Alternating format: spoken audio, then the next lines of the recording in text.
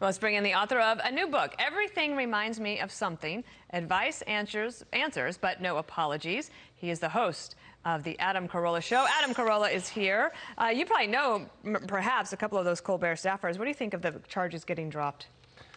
It's a reaction, obviously, to January 6th. I feel like no one was in danger then. January 6th has been blown up a bit. This has been blown up a bit. I feel like this is a reaction to that. I mean, they're hypocrites, no doubt about it. But I'm not like clutching my pearls, going like, "Oh my God, this is the." I think the Capitol Police had, January 6th there were injuries and people. It was obviously different, but they're saying there's a precedent there, and the members of Congress are like, wait, why are we having a different? I just figured you got to do something. You're there after hours. You're allowed in illegally. You lied to the police when they questioned you.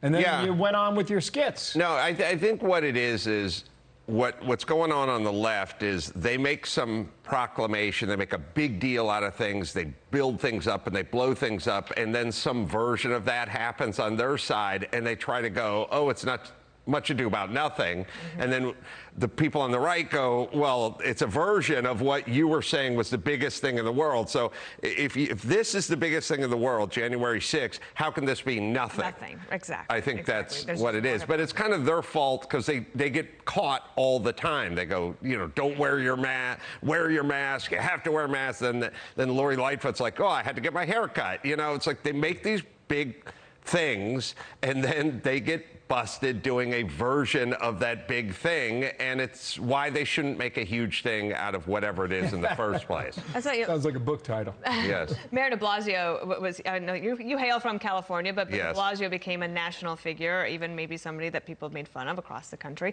But he was determined. He was going to continue to serve. He wanted to run for Congress. And then yesterday, he decided he had to end his campaign. He basically said he's listened carefully to the people, and he respects that they are looking for another option, so he's out. Well, now he's listening carefully to the people. That's a change of pace. I was thinking about it, like in the green room, and I was like, and you guys tell me, because I don't know. We have Garcetti's a horrible mayor in Los Angeles, de Blasio, the aforementioned Lori Lightfoot. There's a lot of horrible blue mayors, and is it the policy that they have to follow from their party that makes them horrible, or are they horrible? Because they're not dumb, but they do dumb things. Is it that they're just sort of dancing to the beat of their party? If the policy's bad and they follow the policy anyway, they're just giving lip service to the people who voted for them. Yeah, I'm saying if I put you in charge of a plant and all the ideas that were going on in the plant were horrible ideas and you were just had to execute those ideas, you'd be a terrible boss. You'd be a horrible plant manager, right? So then can any of them step out of that and go, I'm not going to follow all the dictates of my party who has a bunch of horrible policies? So are they horrible, or are they made horrible by having to follow horrible policies? Yeah, well, although there is self-determination, and they could do what they want. I wonder if that reminds you of anything. You have a new book out called Everything Reminds Me of Something, Advice, Answers, but No Apologies. This is your 6th book. How's it different than the others? This book, I took questions from celebrity friends, and I took questions from listeners of my podcast. So the other books, you sit down, you write a book. You go, what am I thinking about? What am I ruminating about? Oh, I have an idea, and you start writing it down. This book, people would ask a question, and I'd go, I'd never thought about that.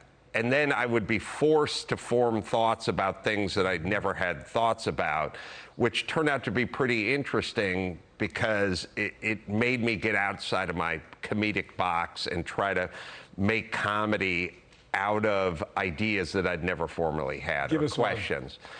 The one that keeps popping to mind is somebody said to me, in 2022, in a very progressive society, in this day and age, how come when I see two people riding on a motorcycle, the man is still riding the motorcycle and the woman's still behind him? And I thought, yeah, everything is split now. Guys work, women work, guys stay at home, women goes off. You see the TV commercials. Yeah. Why is it that in this day and age, the woman is still behind the man?